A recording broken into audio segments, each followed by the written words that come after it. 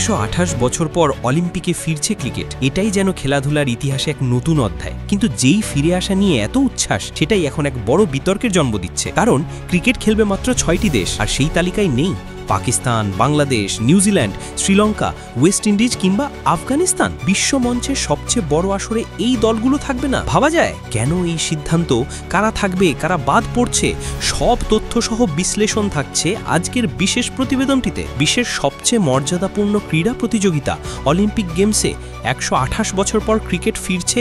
এটা নিঃসন্দেহে ক্রিকেট বিশ্বের জন্য একটি ঐতিহাসিক মুহূর্ত। তবে এই আনন্দের সঙ্গে জড়িয়ে গেছে কিছু বিতর্ক ও হতাশাও। কারণ 2028 সালের লস অ্যাঞ্জেলিস অলিম্পিকে ক্রিকেট খেলতে পারবে মাত্র 6টি দেশ, আর এই সিদ্ধান্তে কপাল পুড়েছে বহু জনপ্রিয় টেস্ট খেলুড়ে দেশের। আসুন শুরু থেকেই দেখে নিই। 1900 সালে সর্বশেষ অলিম্পিকে ক্রিকেট খেলা হয়েছিল ফ্রান্স ও গ্রেট ব্রিটেনের মধ্যে। এরপর কেটে গেছে 1 শতাব্দীও বেশি। অবশেষে 2028 সালে আবারও অলিম্পিকে ফিরছে ব্যাট ও বলের লড়াই। অলিম্পিক কমিটি সিদ্ধান্ত নিয়েছে 6টি পুরুষ ও 6টি নারী দল এই ইভেন্টে অংশ নিতে পারবে। পুরুষ বিভাগে খেলবে মোট 90 জন খেলোয়াড়। কিন্তু আসল বিতর্ক শুরু হয় দল নির্বাচন নিয়ে। আইসিসির সুপারিশ অনুযায়ী অঞ্চলভিত্তিক র্যাঙ্কিং অনুযায়ী দল নির্বাচন হবে। এতে করে স্বয়ংক্রিয়ভাবে জায়গা পাচ্ছে এশিয়া থেকে ভারত, ওশেনিয়া অঞ্চল থেকে অস্ট্রেলিয়া, ইউরোপ থেকে গ্রেট ব্রিটেন, আফ্রিকা থেকে দক্ষিণ আফ্রিকা, স্বাগতিক দেশ হিসেবে যুক্তরাষ্ট্র। এছাড়া একটি দল বেছে নেওয়া হবে পরে। তবে কিভাবে তা এখনও চূড়ান্ত হয়নি।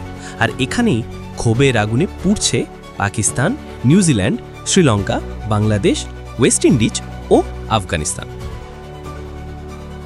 কারণ তাদের র্যাঙ্কিং ভালো হলেও অঞ্চলভিত্তিক পদ্ধতির কারণে তারা সরাসরি জায়গা পাচ্ছে না। বিশেষ করে নিউজিল্যান্ড, যারা র্যাঙ্কিংয়ে 4 নম্বরে থেকেও জায়গা পাচ্ছে না, কারণ অস্ট্রেলিয়া আগেই জায়গা নিয়েছে ওশেনিয়া অঞ্চল থেকে।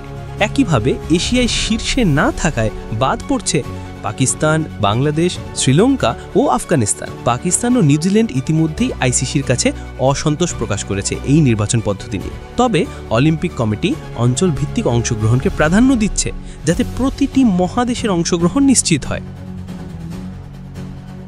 আরেকটি সমস্যা হলো ওয়েস্ট ইন্ডিজের সার্বভৌমত্ব। অলিম্পিকে সাধারণত অংশগ্রহণ করে সার্বভৌম দেশগুলো, কিন্তু ওয়েস্ট ইন্ডিজ হলো কয়েকটি দ্বীপ দেশের সম্মিলিত দল। এই কারণে 2022 সালের কমনওয়েলথ গেমসে আলাদা দল হিসেবে বার্বাডোস অংশ নিয়েছিল। অলিম্পিকেও এমন কিছু করা হতে পারে, তবে এখনও নিশ্চিত কিছু না। সব মিলিয়ে 2028 অলিম্পিকে ক্রিকেটের ফেরা এক ঐতিহাসিক উপলক্ষ হলেও সীমিত দলের অংশগ্রহণ ও অঞ্চলভিত্তিক বাছাই প্রক্রিয়া এই আয়োজনকে ঘিরে তৈরি করেছে বড় বিতর্ক ও অসন্তোষ। সামনে হয়তো আইসিসি এই বিষয়ে আরও পরিবর্তন আনবে, কিন্তু আপাতত বহু শক্তিশালী ক্রিকেট খেলুড়ে দেশকে থাকতে হবে নীরব দর্শক হিসেবেই।